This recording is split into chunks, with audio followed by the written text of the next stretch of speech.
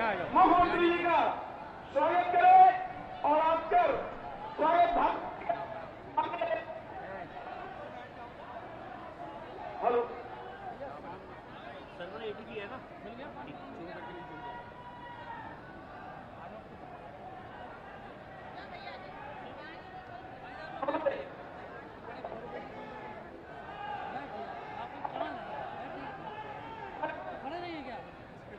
बैठ जाइए कुर्सी, लेकिन अच्छा नहीं लग रहा है इतना वजन। और मैं अपने लोग मैं अपने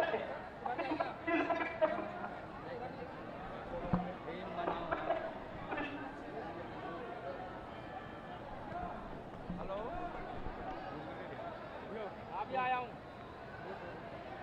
हाँ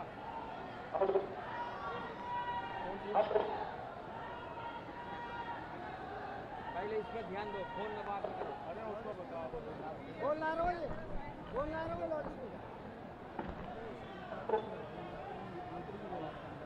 हेलो, उत्तर प्रदेश के यशस्वी मुख्यमंत्री माननीय योगी आदित्यनाथ जी मंच पर आंवला लोकसभा के सांसद प्रत्याशी आदरणीय धर्मेंद्र कश्यप जी, जिलाध्यक्ष आदेश प्रताप सिंह जी, जिला पंचायत अध्यक्ष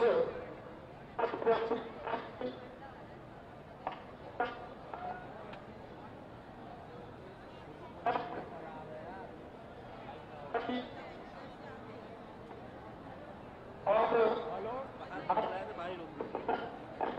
हमारी अच्छा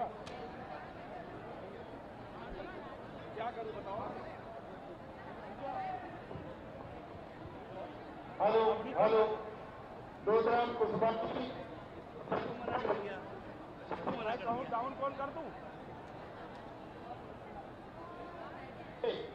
अच्छा, ऑडियो देखते रहना है कि ऑडियो खराब हो चुकी है। मैंने माइक लगाया हूँ और नीचे कर दिया हूँ कैमरा, क्योंकि अगर मैं नीचे करूँगा तो पूरे नहीं देखता है, लेकिन मेरे पास कोई रास्ता नहीं नीचे करने का। पूरा जब देख रखा हूँ उपस्थित आदरणीय ध्यान देते रहना। मित्रों, आज हम सब भाग्यशाली हैं। ठीक है, आंवला की धरती पर पहली बार उत्तर प्रदेश के यशस्वी मुख्यमंत्री माननीय योगी आदित्यनाथ पधारे हैं। हम उनका हार्दिक अभिनंदन और वंदन करते हैं। आंवला की जनता की ओर से भी आभार व्यक्त करता हूँ, क्योंकि आंवला पधारने पर आपने बड़ी कृपा की है। माननीय आंवला की जनता आपकी आभारी है। बरेली में, विशेषकर आंवला में आपने 1000 करोड़ रुपए की डेयरी इंडस्ट्री देने का काम किया है और एथोनॉल फैक्ट्री, चीनी मिल अलग से दिए। पशुधन और स्वास्थ्य सही रखने के लिए फसलों को एक बहुत बड़ा अस्पताल पौली किया है। इन सबका काम शुरू हो गया है, जल्दी ही कार्य पूर्ण होंगे। आप लोगों को एक पुनः पधारने की कृपा करेंगे। आपने हमसे आंवला आने का आश्वासन भी दिया था। इस चुनावी सभा को हम उसमें काउंट नहीं करेंगे। मान्यवर क्षेत्र रामनगर आंवला महाभारत काल की राजधानी रहा है। ये पावन भूमि आध्यात्मिक पर्यटन का केंद्र है। आंवला रामगंगा और गंगा के बीच बसा अपना विशेष महत्व रखता है। ये शैवालिक क्षेत्र है और आपसे जुड़ा है। जहाँ जल है वहाँ शिव है और जहाँ शिव है वहाँ कल्याण है। मानव ऐसे महाभारत काल की पुण्य भूमि और कर्म भूमि पर आपका आगमन एक नव संगत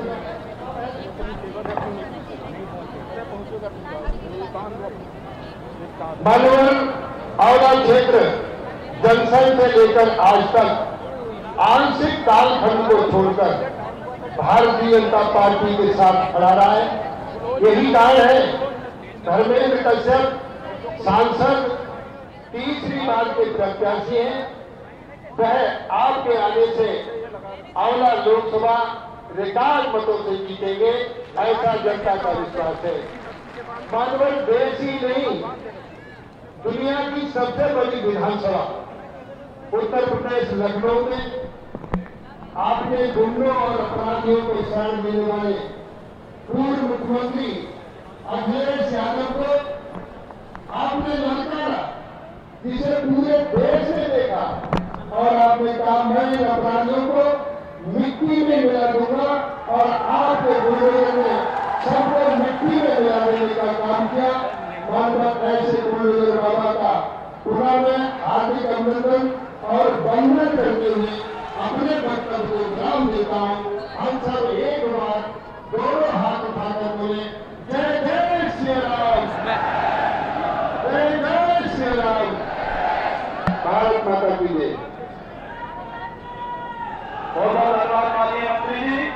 और मैं इसी के साथ अपने लोकसभा के लोकप्रिय सांसद, जो 2 बार से लगातार आप लोगों ने सांसद बनाया है और तीसरी बार भी ये सांसद बनाने जा रहे हैं, ऐसे अपने लोकप्रिय जनप्रिय सांसद जी के लिए मैं आमंत्रित करता हूं, वो आए और आकर हमारे आए हुए जनता जनार्दन से अपने वोट की भी अपील करें और अपने वक्तव्यों से सबका मार्गदर्शन के माननीय सांसद जी। आंखों में जलन, आंखों में जलन, सीने में तूफान सा क्यों है।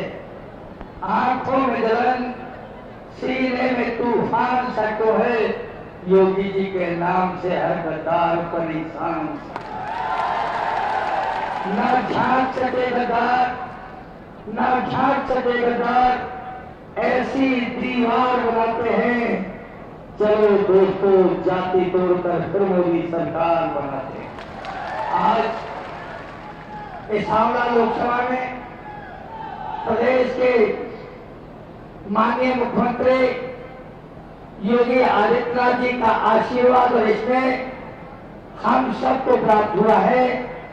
मंच पर मंचा से उत्तर प्रदेश सरकार के कैबिनेट मंत्री, इस आंवला किसान बड़े भाई आदरणीय धर्मपाल सिंह जी, कैबिनेट मंत्री उत्तर प्रदेश सरकार, इस जिले के अध्यक्ष आदरणीय आदेश प्रताप जी, हमारे मुरादाबाद और बरेली से एमएलसी आदरणीय गुरुदेव डॉक्टर जयपाल सिंह व्यस्त जी, एमएलसी हमारे कुंवर महाराज सिंह जी, यहाँ उपस्थित बिथरी चैनपुर से विधायक आदरणीय डॉक्टर राघवेंद्र शर्मा जी, हमारे जिला पंचायत बरेली के अध्यक्ष आदरणीय श्रीमती रसूल पटेल जी, इस लोकसभा के प्रभारी आदरणीय अशोक भारती जी, इस लोकसभा के संयोजक आदरणीय राणा प्रताप जी, जिले के प्रभारी आदरणीय बोलराम शास्त्री जी,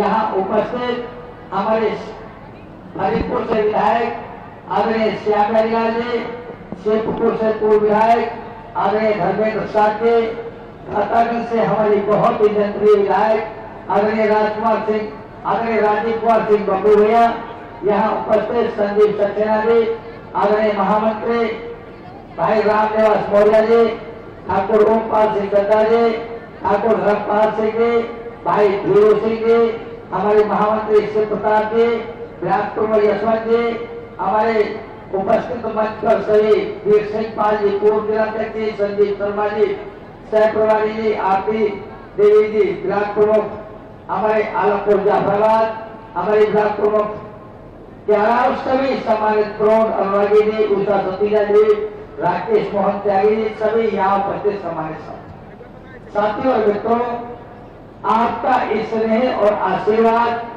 मुझे लगातार मिला है। मैं तीसरी बार आपके चरणों में वंदन और अभिनंदन कर रहा हूं। मैं बड़ी जिम्मेदारी के साथ कह सकता हूं, बड़ी दिलेरी के साथ कह सकता हूं, 2014 से पहले आंवला में कोई फैक्ट्री एक लगी थी और माननीय मुख्यमंत्री जी की कृपा से हमारे दातागंज में आदरणीय राजीव कुमार सिंह बबूरिया के क्षेत्र में एचपीसीएल की बड़ी फैक्ट्री आदरणीय मुख्यमंत्री जी ने देने का काम किया है। मैं आंवला की जनता से उनकी तरफ से उनका वंदन और अभिनंदन करता हूँ। पीएससी की बटालियन हमें देने का काम किया, रोडवेज देने के काम किए, भरीपुर और यहाँ कैलाशगिरी मणि का फूल हमको आंवला में देने का काम किया। ये हजारों करोड़ रुपए की इस आंवला में इंडस्ट्री लगा करके इस आंवला को इंडस्ट्रियल हब बनाने का काम किया। हरिपुर हमारा रोजगार का एक हब बन रहा है। मैं बहुत लंबी चर्चा न करते हुए केवल एक बात जरूर कहना चाहता हूँ, मुझे 10 साल यहाँ आंवला का एमपी बने हुए हो गए, एक नन्हे पैसे का आरोप कोई आंवला की जनता मुझ पर नहीं लगा सकती। ये बात मैं इसलिए कह रहा हूँ कि तमाम लोग गलत तरह की बातें करते हैं, लेकिन मैं आपके इसमें आशीर्वाद से कभी भी कोई ऐसा कृत्य मैंने किया है ना भविष्य में करूंगा। आप लोगों से चाहता हूं कि तीसरी बार जिस तरह से मोदी जी की सरकार बन रही है, नारा 400 पार का है, आप तीसरी बार जब मुझे आशीर्वाद देंगे तो आज जो देश की स्थिति है, जो प्रदेश की स्थिति है, तो मैं लगातार कहता हूँ, है विश्व हमारी मुट्ठी में, है विश्व हमारी मुट्ठी में, भविष्य हमारी चाहों पर विश्व गुरु बन जाएगा भारत। चले मोदी की राहों पर। आप 7 तारीख को कमल का बटन दबाकर अपना स्नेह और आशीर्वाद मुझे देने की कृपा करें। यही विनती के साथ मैं अपनी वाणी को विराम देता हूँ। आप सबका बहुत बहुत धन्यवाद। अब मैं अपने एमएलसी विधायक कुंवर महाराज सिंह जी से आग्रह करता हूँ वो आए और बोल भारत माता की। साथियों, हम सब लोगों का सौभाग्य है कि माननीय योगी आदित्यनाथ जी हम सबके बीच में पधार चुके हैं। मैं उनको आमंत्रित करता हूं 2 लाइनों के साथ में। जब वो उत्तर प्रदेश की राजधानी लखनऊ में होते हैं तो जनता की सेवा में जनता दरबार लगता है और इतने सारे सब काम जो हम सारे काम करते हैं। जैसे भगवान राम के लिए हम लोग कहते हैं कि लोकाभिरामम, तो इस लोकाभिरामम की तरह से जो है अपने ऐसे मुख्यमंत्री जी जो है वो काम करते हैं, पूरे उत्तर प्रदेश की चिंता करते हैं। और जब वो अयोध्या पहुंचते हैं तो जैसे भगवान हनुमान जी भगवान राम की चिंता करते हैं, जैसे उनकी सेवा में लग जाते हैं, ऐसे भगवान राम के अनन्य सेवक उत्तर प्रदेश की जनता के कल्याण में लगे रहने वाले आदरणीय योगी आदित्यनाथ जी हमारे बीच में हैं। और पूरे हिंदुस्तान में जो 2 लाइनें आजकल गूंज रही हैं कि बस केवल बाहर से नहीं अंदर से राम के हैं, बस इसीलिए योगी बंदे कमान के हैं। ऐसे कमान के बंदे आदरणीय योगी आदित्यनाथ जी को मैं आमंत्रित करता हूँ, सादर आमंत्रित करता हूँ। बहुत बहुत स्वागत, वंदन है, अभिनंदन है माननीय मुख्यमंत्री जी का। बहुत बहुत भारत माता की, भारत माता की, भारत माता की। वंदे वंदे वंदे। मंच पर उपस्थित भारतीय जनता पार्टी के जिला के अध्यक्ष श्री आदेश प्रताप सिंह जी, उत्तर प्रदेश सरकार में मंत्रिमंडल के मेरे सहयोगी और इस क्षेत्र से लोकप्रिय विधायक श्री धर्मपाल सिंह जी, जिला पंचायत अध्यक्ष श्रीमती रश्मि पटेल जी, लोकप्रिय सांसद और भारतीय जनता पार्टी के आंवला संसदीय क्षेत्र से प्रत्याशी श्री धर्मेंद्र कश्यप जी,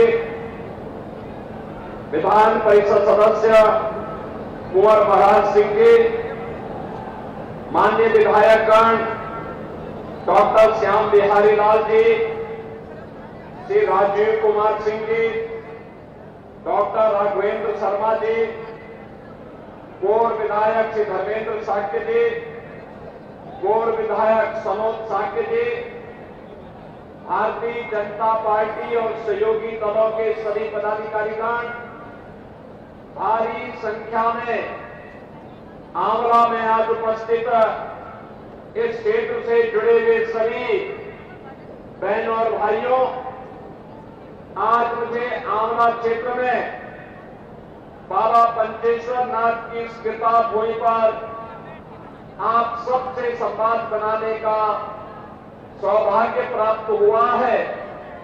इस पावन धरा को नमन करते हुए मैं आप सबका हृदय से स्वागत करता हूं, अभिनंदन करता हूं। बहनों और भाइयों, मुझे बताया गया कि यह क्षेत्र पौराणिक पांचाल देश की राजधानी के रूप में भी प्रसिद्ध रही है और साथ साथ यही वह क्षेत्र है जहां अज्ञातवास के दौरान 5 पांडवों से यक्ष ने प्रश्न किए थे और उन प्रश्नों का उत्तर धर्मराज युधिष्ठिर ने दिया था। और यहां के बारे में मुझे बताया गया है कि यहां का मरोना धाम जो श्याम ठाकुर की कृपा का धाम बन चुका है, उस धाम में पूर्णिमा के दिन लाखों की संख्या में श्रद्धालु आकर के अपनी मनोकामनाओं की पूर्ति करते हैं। यहाँ के इन सभी पवित्र तीर्थ स्थलों, मंदिरों, पूज्य संतों को नमन करते हुए आप सभी से मैं जो प्रश्न कभी यक्ष ने बहनों और भाइयों युधिष्ठिर से किए थे, पांडवों से किए थे, वही प्रश्न आज मैं आप सबके सामने दोहराना चाहता हूं। बहनों और भाइयों, लोकसभा का चुनाव चल रहा है। तीसरे चरण के लिए चुनाव प्रक्रिया में हम आगे बढ़ चुके हैं। 2 चरणों के चुनाव संपन्न हो चुके हैं। 191 सीटों पर चुनाव अब तक हुए हैं और 191 सीटों के चुनाव के रुझान बताते हैं कि पूरे देश के अंदर एक ही स्वर गूंज रहा है और वह स्वर है कि फिर एक बार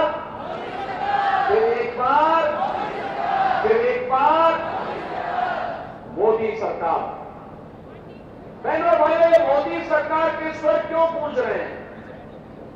इसका कारण है मोदी जी ने 10 वर्ष के अंदर देश की कायाकल्प की है, भारत को एक नई पहचान दी है, भारत का दुनिया के अंदर सम्मान बढ़ाया है, भारत की सीमाओं की सुरक्षा की है, भारत के अंदर आतंकवाद और नक्सलवाद की समस्या का समाधान किया है, विकास के बड़े बड़े कार्यों को बिना भेदभाव के देश के अंदर लागू करके भारत को दुनिया की एक बड़ी ताकत के रूप में स्थापित करने के लिए कार्य किया है और गरीब कल्याणकारी योजनाओं का लाभ बिना भेदभाव के गांव, गरीब, किसान, नौजवान, महिलाएं और समाज के सभी तबके को उपलब्ध करवाने का काम किया है। बहनों भाइयों, आज भारत का दुनिया के अंदर सम्मान है। 140 करोड़ भारतवासी जब दुनिया के अंदर जाता है, आज सम्मान की निगाहों से देखा जाता है, लेकिन 2014 के पहले ऐसा नहीं था। आज भारत की सीमाएं सुरक्षित हैं, लेकिन 2014 के पहले ऐसा नहीं था। 2014 के पहले दुश्मन कभी भी भारत की सीमा में घुसपैठ कर जाता था। आतंकवाद और नक्सलवाद 2014 के पहले सिर चढ़ करके बोल रहा था। आज आतंकवाद और नक्सलवाद की समस्या का समाधान हो गया है और अब तो कहीं जोर से पटाखा भी फूटता है ना, तो पाकिस्तान सफाई देता है कि नहीं, मेरा इसमें हाथ नहीं है। बहनों भाइयों, ये वही हिंदुस्तान है 2014 के बाद के हिंदुस्तान को पहचानो। आज हाईवे बन रहे हैं, रेलवे के काम हो रहे हैं, मेट्रो की लाइन बिछ रही है, रैपिड रेल बन रहे हैं, IIT, IIM, multi medical college, IIIT, NIT, world class university, ये सभी बन रहे हैं, नए नए उद्योग लग रहे हैं, हर घर नल की योजना भी लागू हुई है। और यही नहीं बहनों और भाइयों, गरीब कल्याणकारी योजनाओं का लाभ किस रूप में 80 करोड़ लोगों को फ्री में राशन की सुविधा का लाभ, 60 करोड़ लोगों को 5 लाख रुपए की स्वास्थ्य बीमा का कवर, 50 करोड़ लोगों के लिए बहन और भाइयों जनधन अकाउंट खोलने का कार्य, और यही नहीं 12 करोड़ किसानों को किसान सम्मान निधि का लाभ, 12 करोड़ लोगों के घरों में शौचालय का निर्माण, 10 करोड़ घरों में उज्ज्वला योजना की रसोई गैस के सिलेंडर मोदी जी ने कनेक्शन दिए। होली और दीपावली में उत्तर प्रदेश सरकार फ्री में रसोई गैस भी उपलब्ध करवाने का काम कर रही है उन लोगों को। बहनों और भाइयों 4 करोड़ गरीबों के मकान बन गए और अगले 5 वर्ष के लिए 3 करोड़ नए मकान बनाने का भी संकल्प मोदी जी ने कर लिया। आप सोचो ये जितनी योजनाएं दी गई किसी जाति मत मजहब को ध्यान में रख के दी गई क्या? बिना भेदभाव के सबको दी गई। लेकिन आज जो प्रश्न मैं आपसे करने वाला हूं वह प्रश्न वही यक्ष प्रश्न है जो कभी यक्ष ने धर्मराज युधिष्ठिर से किए थे, और उस समय उन्होंने जो प्रश्न किए थे वो तो 100 थे, लेकिन मैं केवल 10 प्रश्न पूछना चाहता हूं। और आप पूछिए, ये सपा बसपा कांग्रेस के प्रत्याशियों से प्रश्न पूछिए, ये प्रश्न इसलिए पूछिए और उनसे बोलिए कि कांग्रेस सपा बसपा को देश के अंदर कांग्रेस को लगभग 60 से 65 वर्षों तक शासन करने का अवसर प्राप्त हुआ था। समाजवादी पार्टी और बहुजन समाजवादी पार्टी को प्रदेश के अंदर 3-4 बार सत्ता में आने का अवसर प्राप्त हुआ था। इन्होंने प्रदेश और देश के सामने क्या समस्याएं खड़ी की थी, और इसीलिए मैं आपसे पूछता हूं कि देश के सामने पहचान का संकट करने का दोषी कौन है? देश के सामने सुरक्षा का संकट पैदा करने वाले कौन दोषी हैं? देश को विकास से वंचित करने के दोषी कौन? देश में भूखमरी से हुई मौतों का दोषी कौन? देश में अन्नदाता किसानों की मौत का जिम्मेदार कौन? जो आत्महत्या कांग्रेस की सरकार में अन्नदाता किसान करता था, इसका दोषी कौन है? सपा बसपा कांग्रेस की सरकार में तुष्टीकरण की नीति, घातक नीति के कारण हुए दंगे, निर्दोष लोगों की मौतें और व्यापारियों को हुए नुकसान का दोषी कौन? भ्रष्टाचार की भीषण समस्या के कारण भारत का विकास को बाधित हुआ, इसका दोषी कौन? पलायन और बेरोजगारी की समस्या के कारण 2014 के पहले जिन नौजवानों ने पलायन किया था उनके जीवन के साथ खिलवाड़ हुआ था, इसका दोषी कौन है? बिजली और पानी से जनता जनार्दन को वंचित करने वाले कौन वे लोग हैं? क्या कांग्रेस इसका जवाब दे पाएगी? उसका दोषी कौन है? और अंत में बहनों और भाइयों जो 10वां प्रश्न है वह ये कि इतने दशकों तक शासन करने के बाद भी कांग्रेस सपा बसपा आपकी आस्था के साथ खिलवाड़ करती रही, इसका दोषी कौन है? बहनों और भाइयों ये वही कांग्रेस है, ये वही सपा है, ये वही बसपा है। जब सत्ता में आए थे तब कहते थे, कांग्रेस के लोग कहते थे राम हुए ही नहीं, समाजवादी पार्टी के लोग कहते थे कि अयोध्या में परिंदा भी पर नहीं मर सकता। आखिर आज सत्ता से वंचित हुए, अब कैसे तड़प रहे हैं लोग? जैसे बिन पानी मछली तड़पती है, क्योंकि बगैर सत्ता के लोग रह नहीं सकते। आप सोचिए समाजवादी पार्टी के हाल को देखिए। कल्याण सिंह जी का पूरा जीवन उत्तर प्रदेश के विकास के लिए, श्री राम जन्मभूमि के लिए समर्पित था, और स्वर्गीय कल्याण सिंह जी की जब मृत्यु हुई समाजवादी पार्टी ने अपने संवेदना के एक भी शब्द नहीं व्यक्त किए। कल्याण सिंह जी प्रदेश के पूर्व मुख्यमंत्री, राज्यपाल, और उनकी दुखद मृत्यु पर समाजवादी पार्टी के पास संवेदना के एक भी शब्द नहीं। मुलायम सिंह जी की मृत्यु हुई, मैं स्वयं गया था, मैं सेफई गया था, लखनऊ भी गया था, सेफई भी गया था, श्रद्धांजलि देने के लिए गया था। लेकिन बहनों और भाइयों, ये समाजवादी पार्टी के वही लोग एक माफिया की मौत पर कैसे घड़ियाली आंसू बहाते हैं। आपने अभी देखा होगा, एक माफिया के मरने पर हत्या करने के लिए गए थे उस माफिया के घर। जो लोग हिंदुओं के मरने पर संवेदना न व्यक्त कर सकते हो और माफिया के मरने पर हत्या पढ़ते हो, क्या उनको सत्ता में आने का अधिकार है? क्या उनको सत्ता में आने का अधिकार है? क्या ये लोग जाति का सहारा लेंगे लेकिन परिवार तक सीमित हो जाएंगे। आपने देखा होगा, समाजवादी पार्टी ने एक ही परिवार के सब लोगों को निकलते, अपने ही परिवार के सब लोग, परिवार के बाहर कोई है ही नहीं, परिवार के बाहर सोच ही नहीं है, जाति का सहारा लेंगे। लेकिन बहनों और भाइयों, घूम फिर करके परिवार में आएंगे। और ये तो महाभारत की धरती है, महाभारत के रिश्ते देखने तो उसके सबसे अच्छे नमूने समाजवादी पार्टी के लोग हैं। वहां सभी पात्र महाभारत के मिल जाएंगे। और इसीलिए मैं आप सबसे कहने के लिए आया हूं, कांग्रेस और सपा बसपा का जो हिडन एजेंडा है उनके घोषणा पत्र से उजागर होता है। वे फिर से प्रदेश को, देश को दंगों की आग में झोंकना चाहते हैं, भारत का विभाजन की आधारशिला रखना चाहते हैं। मेहनत के बाद भारतीय जनता पार्टी की सरकारों ने सुरक्षा का, निवेश का, रोजगार का जो बेहतर माहौल बनाया है, इसमें बैरियर बन करके लोग आए हैं। हमें देश के विकास में किसी को बैरियर नहीं बनने देना चाहिए।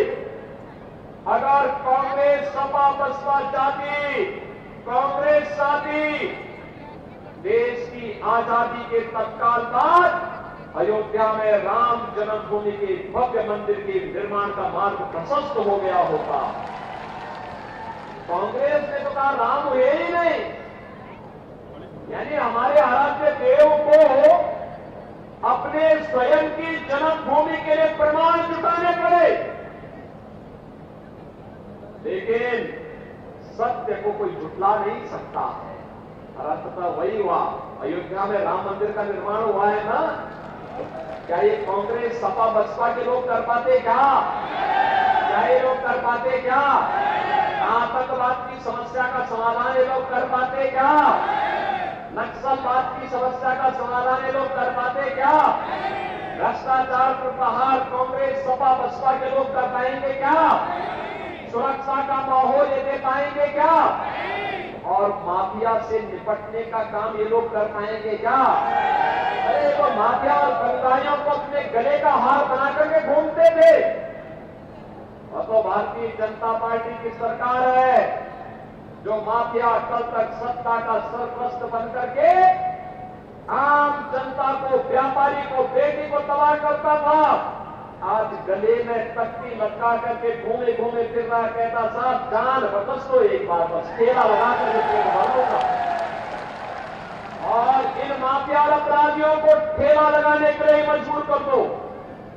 मेहनत कैसे होती है ये करना सिखाओ इनको, नहीं तो ये लोग गरीबों के हाथों पर डकैती डालेंगे, कमजोर लोगों को तबाह करेंगे, व्यापारियों से रंगदारी वसूली करेंगे, नौजवानों के हाथों में तमचा लहराने का काम करेंगे। हमें नौजवानों के हाथों में तमचा नहीं, हमें उसके हाथ में टैबलेट देना है, टैबलेट, जिससे वह एक स्मार्ट यूथ के रूप में देश के विकास में और मोदी जी के विजन के अनुरूप विकसित भारत के निर्माण में अपना योगदान कर सके। हमें व्यापारी से रंगदारी वसूली करने वाले लोग नहीं चाहिए, व्यापारी को स्वनिधि देने वाली सरकार चाहिए, स्वनिधि का तोहफा देने वाली सरकार चाहिए। हमें गरीब और कमजोरों की लैंड पर कब्जा करने वाले माफिया नहीं चाहिए। हमें तो उन्हें स्वामित्व योजना में मालिकाना अधिकार देने वाली सरकार चाहिए और ये काम केवल भाजपा कर सकती है। और इसीलिए मैं आया हूं कि जाति के सौदागर परिवार जाति के नाम पर आएंगे, परिवार का पेट भरेंगे और बाद में जनता की अमानत पर उनकी इज्जत पर भी हाथ डालने का काम करेंगे। इन लोगों को दोबारा सत्ता में आने का कोई अधिकार नहीं। और बहनों और भाइयों, कांग्रेस का मैनिफेस्टो, इंडी गठबंधन का, कांग्रेस सपा का जो मैनिफेस्टो है, ये तो एक खतरनाक बात को ध्यान आकर्षित करता है। ये कहते हैं अपने मैनिफेस्टो में, जो बाबा साहब भीमराव अम्बेडकर ने कहा था, संविधान बनाते समय उन्होंने कहा धर्म के आधार पर आरक्षण नहीं हो सकता। आरक्षण का लाभ अनुसूचित जाति जनजाति के लोगों को ही मिलेगा। और मंडल कमीशन की रिपोर्ट के बाद आपकी पिछड़ी जाति के लोगों को इसका लाभ मिलेगा। लेकिन कांग्रेस और सपा गठबंधन क्या कहती है? ये कहती है कि हम लोग ऐसी व्यवस्था करेंगे कि पिछड़ी जाति और अनुसूचित जाति के आरक्षण में से कुछ हिस्सा काट करके ये मुस्लिम को देने का कुछ प्रयास करने जा रहे हैं। क्या आप इसको सफल होने देंगे? क्या हिंदुओं के हक में डकैती डालने की छोड़ देंगे? क्या इन्होंने पहले देश को बांटा, आज ये देश को 1947 में विभाजन करने के बाद आज इनकी दृष्टि आपकी संपत्ति पर आ गई। अब ये कहते हैं हर भारतीय की संपत्ति का सर्वे करवाएंगे। सर्वे करा करके फिर ये कहेंगे कि इस पे एक विरासत टैक्स लगेगा। और विरासत टैक्स के आधार पर क्या कहेंगे कि आपके बाप दादों की जो संपत्ति होगी, घर होगा, खेत होगा, खलिहान होगा, फिर उसमें कहेंगे कि इसमें से आधा संपत्ति में विरासत टैक्स में सरकार ले रही है और समाजवादी पार्टी और कांग्रेस के गुंडे उस संपत्ति पर कब्जा कर जाएंगे। क्या आप इसको स्वीकार करेंगे? क्या इसकी मंशा स्वीकार होने देंगे? क्या? और इसीलिए बहनों और भाइयों, मैं आप सबके बीच में आया हूं आपसे अपील करने के लिए। मोदी जी ने देश को एक विजन दिया है, विकास का, सुरक्षा का, समृद्धि का और नए भारत का। आज दुनिया में सम्मान बढ़ा है, सुरक्षा का बेहतर माहौल हुआ है। आज भारत को दुनिया में कहीं भी जाकर सम्मान मिलता है। नौजवान आज एक सही राह पर आगे बढ़ रहा है। भारत को, विकसित भारत के सपने को साकार करना है और विकसित भारत के इसी सपने को साकार करने के लिए आज मैं आपके पास आया हूं। आंवला में धर्मपाल जी ने कई बार प्रयास किया कि मैं यहां आऊं। पिछले विधानसभा चुनाव में मैंने कई बार प्रयास किया था, कार्यक्रम नहीं बन पाया था। आज बहनों और भाइयों, मुझे यहां आने का अवसर प्राप्त हुआ है और इसीलिए मैं आप सबका आह्वान करूंगा, हम लोग किसी के बहकावे में ना आए। जो देश के लिए है हम उसके साथ में, जो देश के साथ में हम उसके साथ में, क्योंकि जीवन हमारा है, सुरक्षा भी आपकी है, देश भी आपका है। तो जब देश आपका, सुरक्षा आपकी, वोट आपका, तो सरकार भी तो आप ही की होनी चाहिए कि नहीं होनी चाहिए? और इसीलिए मैं आया आपसे कहने के लिए, यह केवल और केवल भारतीय जनता पार्टी इसकी सुरक्षा की गारंटी दे सकती है। प्रधानमंत्री मोदी जी ने विकसित भारत और आत्मनिर्भर भारत की बात की है, वह केवल भारतीय जनता पार्टी कर सकती है। लेकिन बहनों और भाइयों, इसके लिए आपको अपने स्तर पर भी कुछ सहयोग करना पड़ेगा। मुझे एक बात बताओ, क्या देश से बढ़कर के कोई है? क्या देश से बढ़कर के हमारा स्वयं का स्वार्थ हो सकता है? क्या? अरे देश का हित होगा तो हमारा भी हित हो जाएगा उसी में। और इसीलिए चुनाव के दिन सबसे पहला काम मतदान, पहला काम मतदान, और दूसरा कार्य ये देख करके कि देश के हित में, देश के विकास के हित में, देश की सुरक्षा के हित में भारत की सनातन आस्था का सम्मान करने वाली सरकार चाहिए और वह केवल और केवल भारतीय जनता पार्टी होगी। और इसी के लिए मैं आपके पास आया हूं। बहनों और भाइयों, इस क्षेत्र का यानी आंवला क्षेत्र से तो मुझे कई बार मेरे साथ में हम लोग साथ साथ काम किए। स्वर्गीय राजवीर सिंह जी कई बार हम लोग संसद में साथ साथ थे। मुझे गोरखपुर से 5 बार सांसद बनने का अवसर प्राप्त हुआ था और इसमें स्वर्गीय राजवीर सिंह जी हमारे साथ, हम लोग साथ साथ सांसद। आज हमारे बीच में उनका पुत्र यहां मंच पर भारतीय जनता पार्टी के लिए कार्य कर रहा है। कुंवर सर्वनाथ सिंह जी भी थे, लेकिन हो सकता है कि कुछ विचलन हो, लेकिन देर आए दुरुस्त आए। अवश्य उनका आशीर्वाद भी भारतीय जनता पार्टी के प्रत्याशी को प्राप्त होगा, देर से देर जरूर प्राप्त होगा। और मैं चाहूंगा कि कहीं भी भटकाव नहीं होना चाहिए। हम राष्ट्रवादी मिशन के साथ जुड़े हैं, राष्ट्रवादी मिशन के साथ हमें आगे बढ़ना है और इसीलिए मैं आप सबसे अपील करूंगा कि हमें भारत के हित के लिए मोदी जी को तीसरा कार्यकाल देना है, क्योंकि मोदी जी के तीसरे कार्यकाल में पहले 3 वर्ष में ही भारत दुनिया की तीसरी बड़ी अर्थव्यवस्था बन जाएगा और वह हर भारत के लिए गौरव की बात होगी। आप चाहते हैं ना कि भारत दुनिया की एक ताकत बने? आप चाहते हैं भारत दुनिया की एक ताकत बननी चाहिए?